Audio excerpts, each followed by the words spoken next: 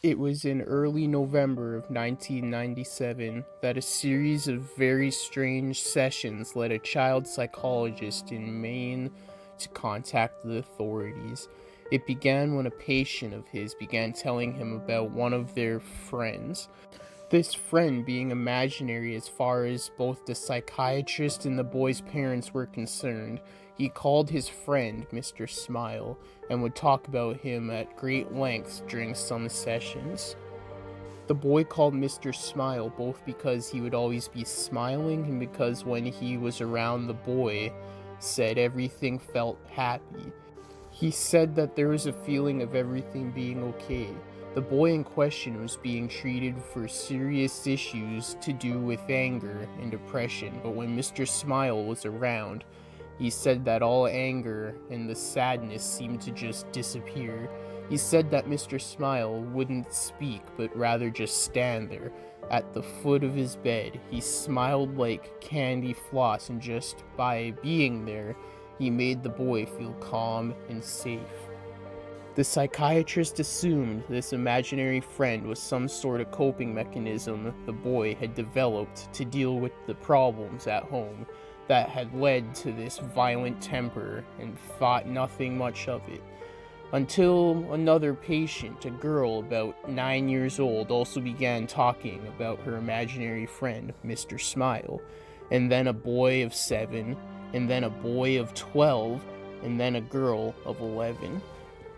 All in all, close to 15 separate patients all began to talk about Mr. Smile. The first few he put down to coincidence.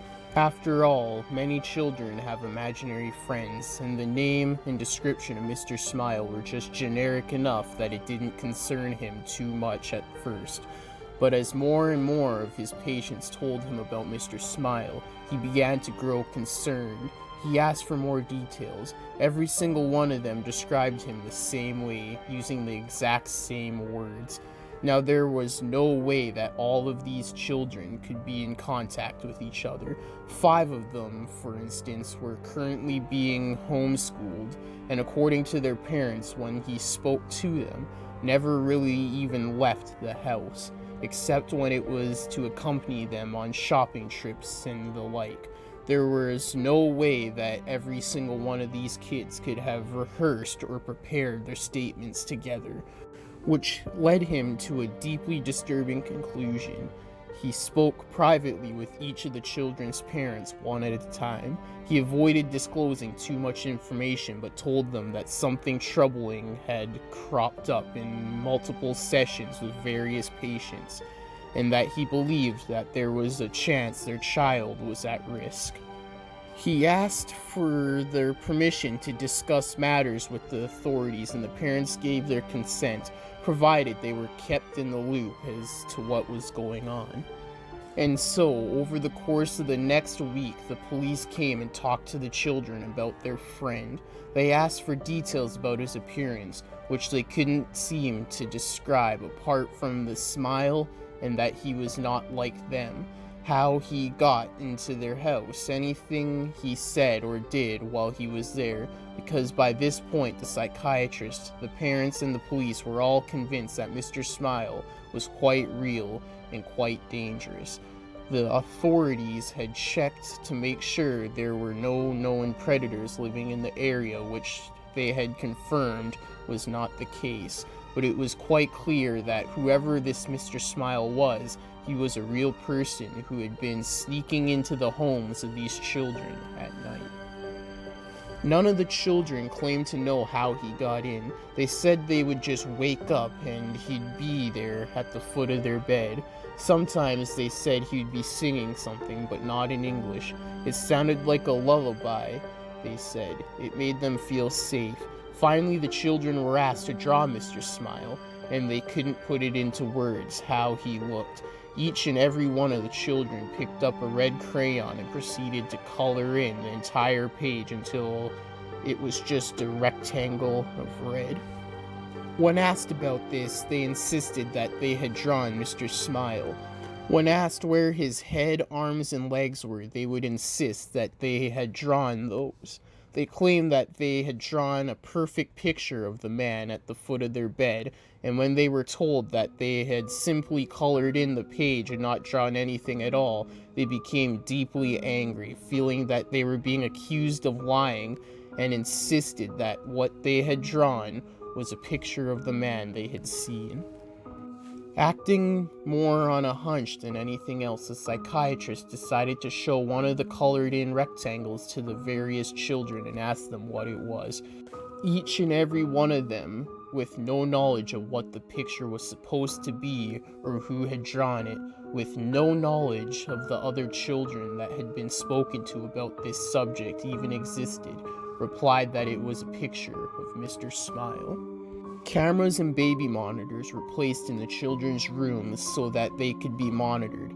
Many of the parents simply stopped sleeping altogether, staying up all night staring at the screens that displayed where their children slept. At no point did anyone enter or exit the bedrooms. No sounds except for them snoring or occasionally talking in their sleep were heard over the baby monitors. There was no sign of Mr. Smile.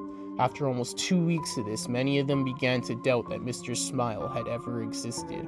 Other psychiatrists since have put the whole thing down to some strange shared delusion that, while it couldn't be explained, yet did not have any basis in reality. Some suggested that maybe this whole Mr. Smile thing had its basis in a TV show or film that the children had all watched, leading them all to dream up something similar. Then one of the boys went missing. The camera in his room had gone dead at around 2 in the morning. His mother had run to check in on him, only to find his room empty. It had literally taken her less than a minute to run to his room. There was no possible way for him to leave or be taken and be out of her sight in the time it took her to leave her bedroom and run towards his, but he was gone. She said there was a smell like cotton candy in the room.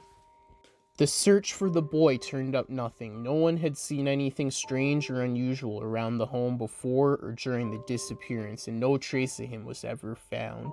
It was less than a week later that one of the girls who had spoken of Mr. Smile vanished as well. Then another one of the boys.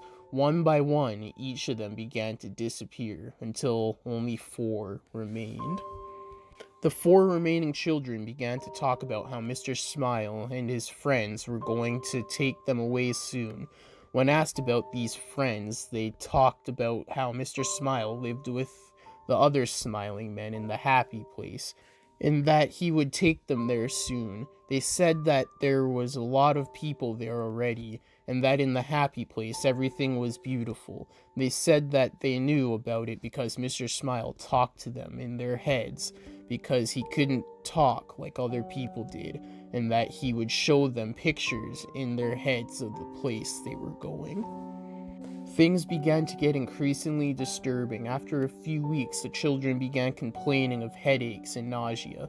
Their schools reported that they had begun to suffer hallucinations, and 2 of them started complaining that they didn't like the place that Mr. Smile was showing them anymore. One began screaming for a half an hour, acting as if they were having a fit and screaming for the colors to stop. The colors were horrible and that they needed them to go away. One of the children claimed that Mr. Smile was talking to him in their heads all the time now and was telling them things, terrible things, but that they couldn't talk about it, that they mustn't because then their parents would know about the terrible things too.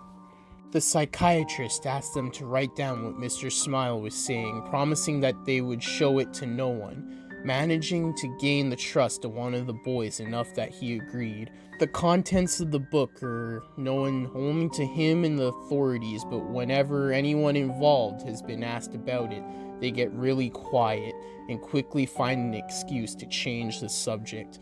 The children stopped sleeping. Footage from the security camera showed them sitting bolt right up, their eyes unblinking, just staring at the wall without moving or making a sound. Sedatives did nothing. One of the girls began cutting strange circular marks into her skin, while two of the boys ceased communicating in English altogether. The language they spoke was never identified, and despite numerous people being asked to listen to them, they could not translate what they were saying. By the start of 1999, all four of the children had vanished into thin air.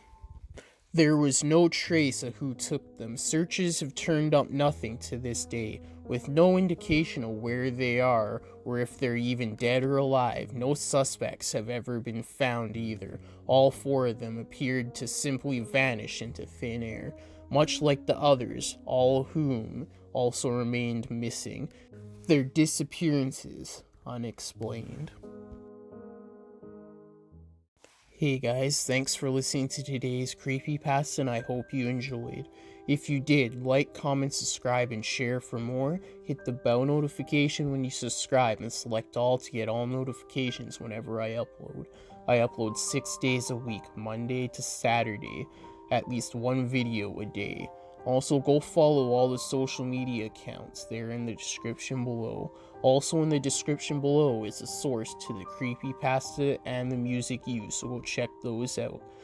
Let me know what creepypasta you'd like to hear next, or if you have your own you'd like me to narrate. Send them to me on any of the social medias in the DMs, or to the email address, which is also in the description below. Also in the description below is the author's social medias, if they have listed any below. But yeah, that's the creepypasta for today. Hope you enjoyed. Until next time in the Deadly Zone, stay deadly and stay spooky.